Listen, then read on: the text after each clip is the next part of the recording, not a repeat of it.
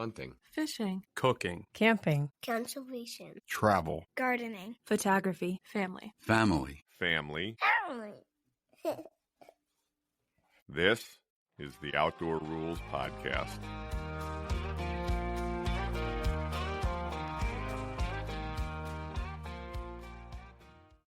All right, everybody, welcome to the conclusion of Caitlin's elk hunt. This is part 2. If you haven't listened to the first part, might be worth going back and checking that one out. We introduce our good friend Jeremy Romero, who was instrumental in this hunt and whose voice you'll hear. And when we get going here, we'll jump right back into the story. But I wanted to say that it is a couple days before Christmas now, so we just wanted to wish everybody who's listening a Merry Christmas, Happy Hanukkah, Happy Kwanzaa, whatever holiday you're celebrating. We hope that you're doing it just like we are, together with family. And for us, it's definitely going to involve a few outdoor adventures. We did get a special Christmas gift here at Outdoor Rules from a family member. Caitlin's uncle Casey actually helped us out with some new theme music. So if you've been listening, you may have noticed at the beginning of this and the intro, the music was a little bit different. And if you hang on at the end of the episode, you will hear the entire new piece of theme music that Casey created for us. So thanks, Uncle Casey. We really appreciate it. Happy holidays to you and happy holidays to everybody out there. All right, here we go. We're going to jump into the story. I couldn't see his legs at all, but I could see his whole torso. And so, all of the anticipation leading up to this hunt, at this point we've hunted 3 or 4 days, 3.5. And Jeremy, you cow called when he turned, right? Mm-hmm. Yeah. I was just thinking, like Caitlin was just describing, like he was milliseconds away from blowing out of there, right? I think that bull catching her movement, drawing, was enough to really put him on edge. And so he was figuring it out quickly and was getting ready to booger out of there. So when it looked like he was going to make that dash, I just tried to cow call at him to give us the slightest glimmer of hope to try to keep him to stay there. And he did for 5 or 10 seconds, maybe less. Maybe. Yeah, I don't know. It wasn't long. I'm sure it wasn't 5 seconds. Yes. But he had turned, and I couldn't see his legs. I saw his whole torso, and I could see what I'm pretty sure still is the case was the crease of his shoulder. And so I held the pin where I thought it should go and let one fly. And a couple seconds later, it seemed pretty clear it wasn't the best angle shot. Yeah, so he was quartered away, like really hard quartered away. And like I said, I was behind you guys, so I didn't see the shot. I could actually just see the elk's antlers when you shot. And after you shot and he took off, I got up with the binos and I could see him going away. And what it looked like to me was he basically was hit right, like perfect elevation wise, right, mid body, but he was hit in the hip. Like the arrow had gone in just at the outside of the hip. And I actually think now what it did was, I think it maybe hit the back of the last rib and stopped. Yeah, I thought I saw it in front of their leg, but. Yeah, I mean, it was definitely at like a hard angle going up. It was just such a shallow angle along his body. Right. He was quartered way harder way than I had interpreted. Right. Yeah. And so we watched him run 200 yards or something, and stopped a time or two to look back, and you could see the arrow, you could see that it wasn't great penetration. And then we spent the rest of that day looking for that bull. Yep.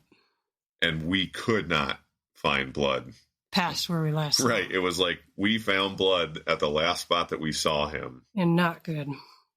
No, just a few drops. And we could not find any more blood. We had Jeremy and I thought we watched him go up and over the logging road, and so we spent a lot of time searching up there, and then thought maybe we were wrong, and we dropped back down and searched below, and then we even hung out there through dark, because you were shooting a lighted knock, and we thought, well, maybe we'll get lucky and spot that knock in the evening, and we just couldn't find him. No. I mean, we couldn't find any evidence of him, and I am 100% confident that was not a mortal hit. I agree. I mean, from the angle that I was able to watch it, that bull running away, I knew it wasn't fatal. Most likely it wasn't fatal. There's always a chance that it can be, right? But we wanted to do our due diligence and, give it a day and look and try to find him. I think one of the challenges is he, like you described, he left the way he came, which within a couple hundred yards, he was out of sight. So from that point on, it was a guessing game when we weren't finding much blood of potentially cutting a track and following that. But there's so many elk there that it's hard to find a single track of a bull that you're looking for. But I felt good with the effort that we gave it looking for that bull, and that's what you got to do. I think you got to take any glimmer of hope that you can as far as that arrow going somewhere fatal and finding that elk, and we didn't. The show goes on. We just keep going. I think the moral of that situation is when you have the chance to get a new bow that draws back easier, you get a new bow that draws back. Oh. I was pretty devastated that day. You were definitely. Yeah. Yeah. It was like I've never been punched in the guts, but I imagine it was a similar feeling. And but I punched tough. my own self in the guts. It's tough. It happens. I mean, and I'm sure we said it then, but it's better if something like that happens to know that you wounded an elk and it wasn't a mortal wound, right? If it was a liver shot or a gut shot and we were losing blood and no longer finding an elk that we were pretty confident was going to expire, like it's a very different feeling than wounding an elk and knowing that he's going to be just fine, And we got up the next morning again and thinking that lighted knock might still be lit. Yeah, we glassed, looked the hills for it. Glassed again and scoured around again and that bull was chasing cows. 2 weeks later, right? No doubt about it. And so then we spent the next couple of days of that hunt after we gave up on that one, chasing elk around and still seeing tons of elk. Not really having much luck calling elk in, just not very responsive to the call. And we kind of mentioned it earlier. I actually almost wonder, in areas with normal elk density, I feel like sometimes when you encounter an elk, you can call to them and they're like, oh, there's another elk over there. Like, I didn't know there were elk over there. Here on the Caldera, there's so many elk everywhere that it's like you never surprise an elk by calling at it. Yeah, even if your call is believable. Right. Like, okay. It's just like there's so many elk there. You're just another elk calling, right? You're just another elk bugling. Like, yeah, big deal. There's 100 other elk bugling around here. So anyway, we ended up bailing off the mountain for that weekend. And then, one of the costs of having a meat eater famous friend is that sometimes he's got to bail out on your hunt to go on another meat eater hunt. So Jeremy, and I'm giving him a hard time. He's very generous with his time here, and we appreciate it. But yeah, at that point, he'd spent 7 days or something with us. Right. Jeremy had another commitment, and that's something you can go hear all about and probably watch at some point coming up here. We won't spoil the fun, but yeah, I'll put in a little plug. We were down in the Gila hunting elk with a couple of our meat eater friends. The podcast is out, so you can go down and go to YouTube and look at the Meteor podcast with Jason Phelps, Luke Combs, and myself. If you didn't catch it, that was Luke Combs, the country music artist. Jeremy had to leave. He left us to go hunt with Luke Combs. I don't think I can blame him. Well, I left because you're right. I did have another obligation, but I knew that I was leaving at a time that the hunting was just really picking up, and it's going to be getting like deliciously good. It definitely was. So Caitlin and I, and again, it's totally a theme on the podcast with anything that Caitlin and I do. Caitlin's folks are watching our kids during. Yeah, I had to tail between the legs, ask them again, hey, so do you think...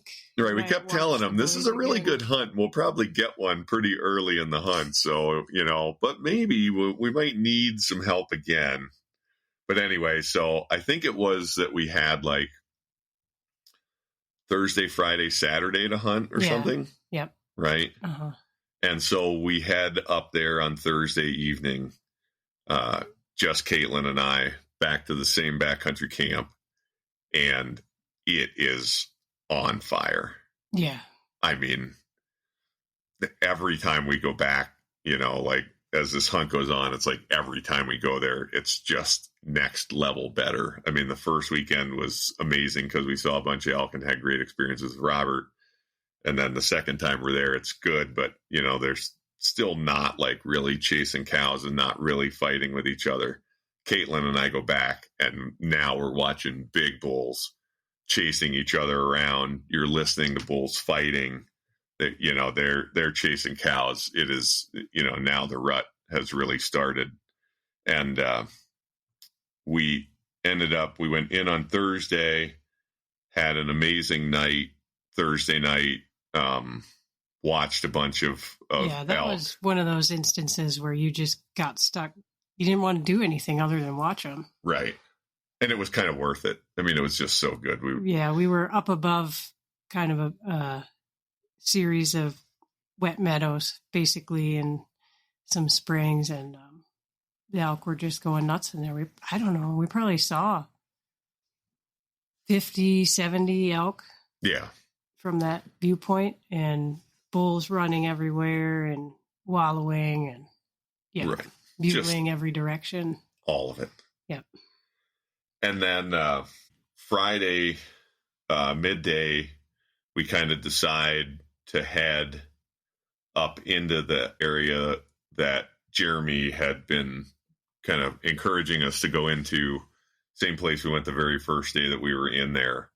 The bull's bedroom. Yeah, the bull's bedroom. Yeah. We found this spot in there that was like on the edge of the burn, a little patch of dark timber, and just like, I mean, almost looked like cattle had been laying around in it, and giant trees that were rubbed. And the temperature in there was like 10 degrees cooler than out in the burn. So you just instantly felt this like shift in your environment when you walked in the dark timber there. And we got 30 yards from the edge of the woods going in there, and this bull, this like crazy he had a 7th point on one side, and then he had an extra point coming off his G4 on the other side. I didn't get a long look at him, but I got enough of a look at him and know he's just an absolute giant of a bull.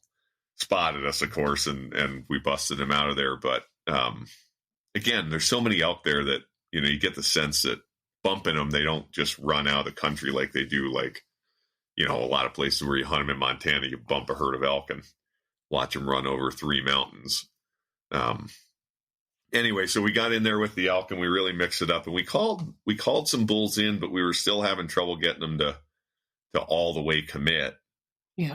Some wind swirling. Yeah, we had really bad wind. At one point we had 2 bulls like on opposite sides of us, 180-degree difference. We start calling this bull in. He gets into 50 yards. He's fired up and coming in. Another bull behind us gets fired up at him being fired up, and he comes in behind us. And we never actually saw either one of those bulls, and they both winded us. Yeah. So totally frustrating. We had to stare off with that bull, I don't know, like 5 minutes or something. He's just frozen in the timber 60, 70 yards away. I don't think that. I think it was more like 40 yards. Okay. I just remember, it's one of those like never forget moments. Caitlin was just in front of me and I was behind her. I'd been calling and she said, I see him. And I didn't see him yet. And she's like, I see his legs. And so then I knew what to look for. And I kind of like peek around over her shoulder and I'm like, oh, sure enough, there he is. And I put the binos up and I'm like, how you're trying to make out what you're looking at. And this drop of snot drips out of his nose. And I'm like, oh, there he is. And then it took me a few more minutes of like, I know that's a bull, but I can't tell how big he is. Well, he had those just really dark chocolate colored antlers in that dark timber. And I finally picked one out and the thing looked like it was like, I don't know, bigger around. Yeah. Like softball size diameter. That's probably a overstatement. I never saw his antlers. I don't know what the rest of them look like. I could just see one section of one antler and I was like, oh man, that's a big one. But anyway, he ended up running off. We messed around with, I don't know how many different bulls in the timber you did finally see one that we called him. I finally decided to call and go away from a bull. Like we had a bull that would like come a little bit and then stop. We decided we wanted to get to the other side of the mountain. So we kind of were on this other mission and you were calling and this other bull kept following us in, I don't know, a few minutes really. Right. And I finally said, Caitlin, just stay here. I'm going to keep going. And we tried to do that. And then the amount of time it took us to set up, he actually came in close enough. Yeah, as soon as I set my backpack down and you started walking away, I turned and looked and he was, saw his butt running the opposite direction. So. Right. Yeah. So now we're like, oh man, things are really moving. It's going to be a good evening. We were way up high and we got on an old logging road and we're kind of working out onto the face of this big slope that's got a burn on it where we've just seen tons of elk and still hearing bugles every minute. Right. And we bumped one elk once we got on that road. Did we? Yeah. But yeah, hearing bugles ahead of us, below us, above us. Right. And what I remember about it is a bull fired up and sounded like it was on the logging road that we were on. Yep. And I was just around the corner. Great. And then a couple bulls started bugling in the timber down below us. Like I could see one of them if I stopped and glassed. And we're working this logging road out around to the front of this big slope. And it's really steep. In fact, there's a couple of scree slopes and we crossed the scree slope and we got to another one. And on the side of the scree slope that we were on, there were a couple like Douglas fir trees or spruce trees. I don't know which they were, but growing up through this old logging road. So there's a little bit of cover, right? They're all, on average, they were about my height with one taller one, about 9 feet right in front of us on the edge of that road. Right. And then one gap in front of you where it's only like 3 feet high. Right. So you're like able to stand in that gap. Mm-hmm. And that bull, we got there and we knew that bull seemed like he was on the road and probably coming towards us. Yeah. So we paused, but it didn't take too long to have out in sight. Yeah. And so there's about 75 yards of that logging road that's wide open along that scree slope. And then there's some more, like some quakies actually growing, some quaking aspens growing through the road on the other end. And we get stopped and you get set up in that opening. And I think I said, could you shoot there? Meaning like, do you have enough room to draw and stuff? And you said, yeah. And about the time you said that, I saw antlers. Mm-hmm. Right. Do you remember looking at like, when did you really see him? I think pretty quick, but I saw he was with a cow and a calf. And I think the calf was actually in front. So I just remember seeing it as one series of elk all of a sudden appearing. Yeah. And I saw antlers first. Like that was the first thing I saw was antlers coming like, oh shoot, there he is. Yeah. And he stepped out and I looked at him and I said, as quietly as I could, I said, Caitlin, he's a tank. and you just like in Caitlin's own way, like after like 5 seconds, she just very coolly says, did you say he's a dink? Now we're looking at this huge 6-point bull I elk. swore you said Dink, and so I took that time because I was confused, like trying to rectify what I was seeing with you calling him a Dink, and I've never been confident in my ability to field judge elk, and so I thought, oh, maybe he is a Dink. I don't know. Our definition of dink is very different. Yeah. He was not a dink. And tank was the word that I was trying to say. So anyway, pick it up from there. They come out of those Quakies. Yeah, they seemed like they stopped and looked down the hill.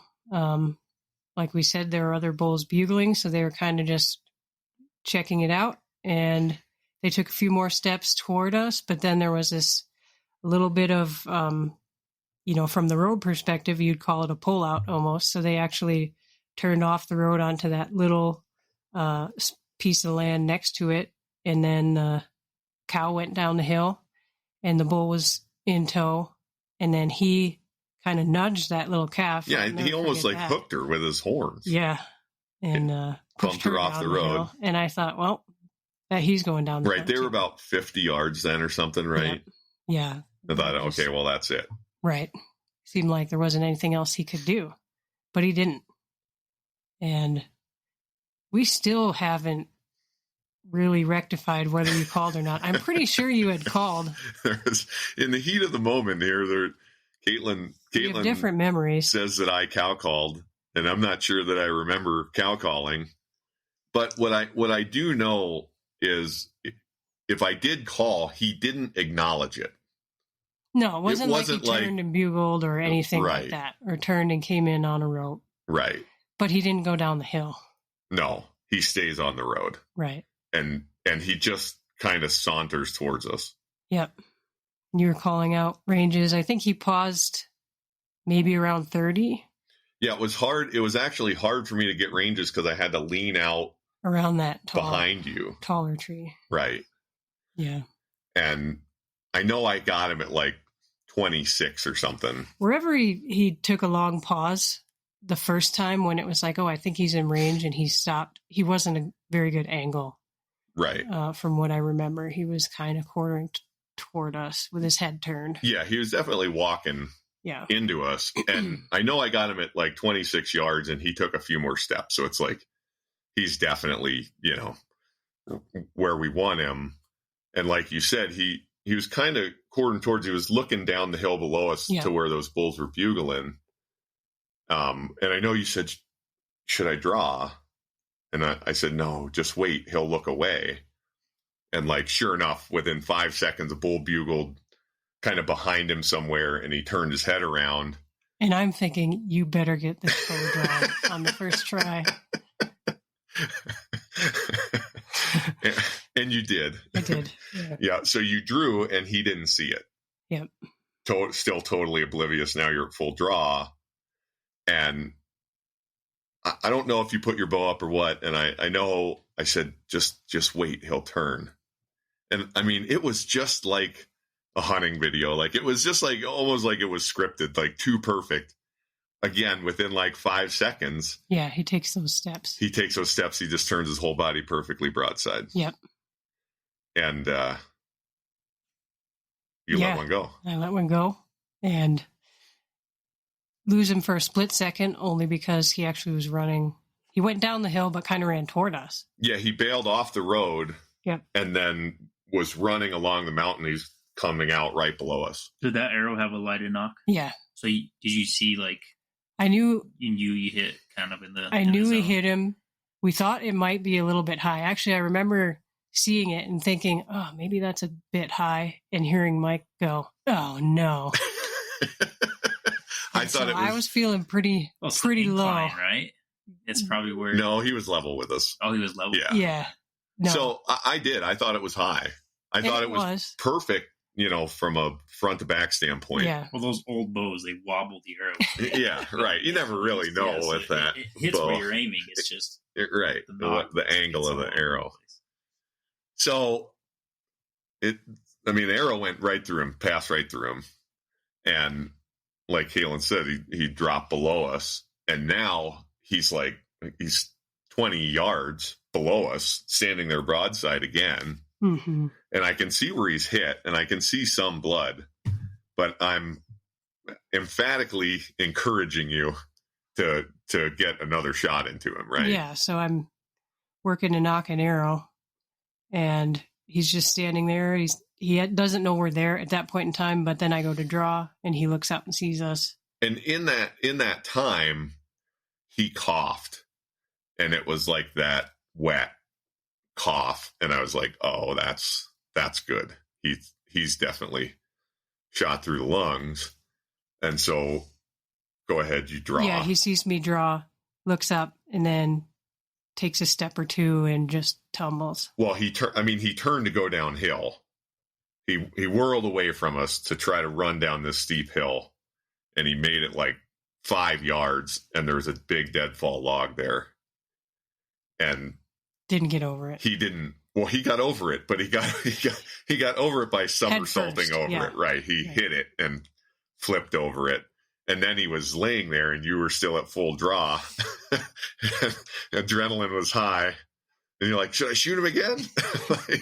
No, I wanted to let down. I was just making sure there was no reason I couldn't let down. Yeah. Well, anyway, did not need to shoot him again. It was a perfect shot, double lunged him.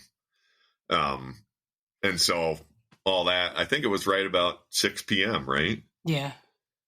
Which meant we had like an hour and a half of light left. He unfortunately managed to sort of stick himself halfway under another deadfall log on the middle of this really steep hill. But we got in there, and I broke every Avalon blade we had with us, trying to cut him up. But yeah, a lot of celebrating, and we almost immediately started. Luckily, we had service, so we were able to text Jeremy right away, and then we knew having some help getting him out of there would be nice, so we started texting some other friends and got a hold of people to let them know that you got one and that we were going to need help if they were available.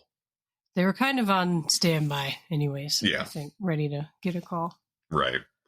And so we did, I usually don't bone them, but we did quartered him and then boned all the meat out, so we didn't have to pack any bones. We had about 2,000 vertical feet down to the truck, which doesn't sound bad, but going downhill with an elk on your back is real work. Man, it's steep. Yeah. And I literally did break like 6 Avalon blades. He was laying at such an awkward angle, trying to get the backstrap off the downhill side of him. I thought once we got one side quartered, we'd be able to move him.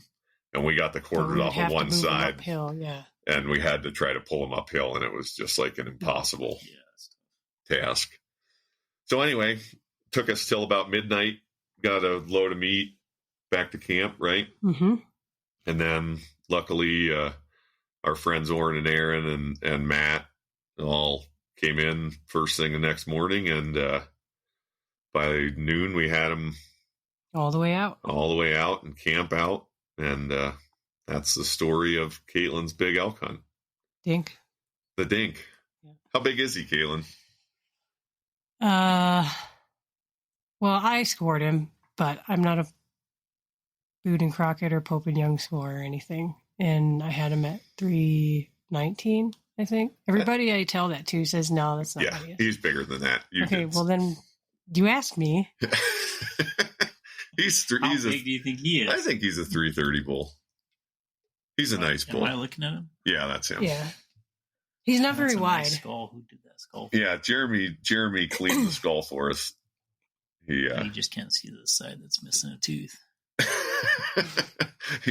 Jeremy's a bit of a perfectionist with this, and we lost one tooth, and it's bothering him. It's beautiful. It's bothering me. Yeah. Well, I had all the confidence that Caitlin would get it done. I think there's ups and downs in archery hunting, but I was glad that she stuck with it, and and stayed there and stayed in that particular spot, because I knew if both of you stayed there long enough and were committed to it, you'd have an opportunity. I was bummed that I couldn't be there, but at the end of the day, I'm partially glad I wasn't, because you both got to share that experience, just the two of you. And, that's a story that both of you will have, just exclusive to each of you, and no one else other than the two of you was there and were there. And I think there's something to be said about that. I think you guys have had some good stories, but just the two of you and adding to that book is awesome. So would I regret, do I regret not being there? Like, yeah, I wish I could have been there to help and see it all, but things happen for a reason. And I wasn't there, and you guys got to, share that memory with just the two of you. And I think that's awesome. So I was doing something else, elk hunting somewhere else, but I knew you guys were going to get it done. Just as long as you stayed there and stayed after it, like, you would have your opportunity. So I was really pumped when I got that text and that photo that you guys had got it done. Then I was feeling a little bummed I couldn't help pack it out, but I was super, super happy for you. I was pretty thankful that both of you and others who weren't on the hunt but were kind of keeping tabs on what was going on all had more faith in me than I had in myself. I don't think I ever would have walked down the mountain and left, but I was kind of quiet quitting in some moments for sure. And both of you brought me out of that. And that last weekend, Mike, you really kept me going. What I'm there for. Moral support. Mm-hmm. Yeah. Well, Jeremy, I wish you could have been there. I don't think it would have taken anything away from us to have had you there. But in all seriousness, in every way but you physically standing there, you were there. You held our hands, took us to a great spot.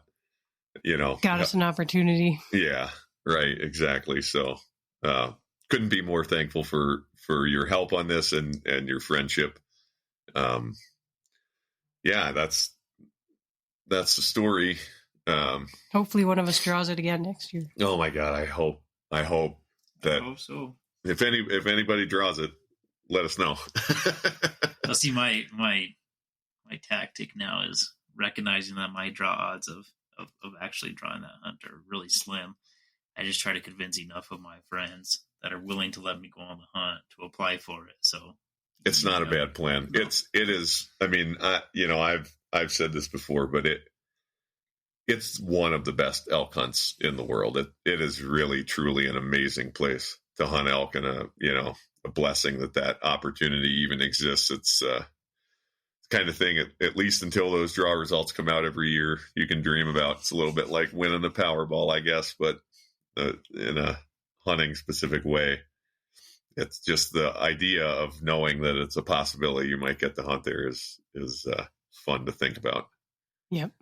All right. Any closing thoughts? Anything we missed? No, I think we said it all. I'm just glad I was able to be on the podcast finally. We've been talking about it for a while. Hopefully I did a good enough job where I'm welcome back. You're welcome back anytime. We're going to do a lot more podcasts with Jeremy. Check out his stuff on Meat Eater. He's been on their podcast a whole bunch of times. I've been on there a few times myself. We were on twice together for the Oryx hunt and the Ibex hunt, and we've each been on other times. An ice fishing podcast would be fun. Yeah, we should do an ice fishing podcast. It's a great idea. It is. There's a surprisingly amazing ice fishing opportunity here in New Mexico that we all love. So maybe we'll do one from the hut. I think that's a great Tape idea. one on the ice. Yeah. If we can get the wind to lay down enough that you can hear us talking. Right. We could. I think we pop the shelter up. We'll be just fine. Yeah, right on. It'll be perfect. It'll be great. All right. Thanks again, Jeremy. Thank you. Thanks, Jeremy. All right. As always, you can find all our stuff at outdoorrules.com under the podcast page there. We'll post a bunch of photos of this hunt, and you can find us at Outdoor Rules on Instagram. We're also on Facebook. Thanks for listening, everybody.